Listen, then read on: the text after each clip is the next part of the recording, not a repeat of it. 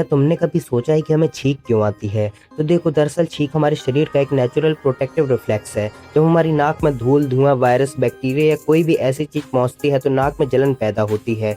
तो नाक की नसें तुरंत दिमाग को सिग्नल भेजती हैं। इसके बाद दिमाग हमारी चेस्ट, गले और चेहरे की मांसपेशियों को एक साथ सक्रिय करता है और हम जोर से छींकते हैं। इस दौरान हवा लगभग 160 किलोमीटर प्रति घंटे की रफ्तार से नाक और मुंह से बाहर निकलती है, जिससे नाक के अंदर मौजूद परेशान करने वाले बैक्टीरिया भी बाहर निकल जाते हैं।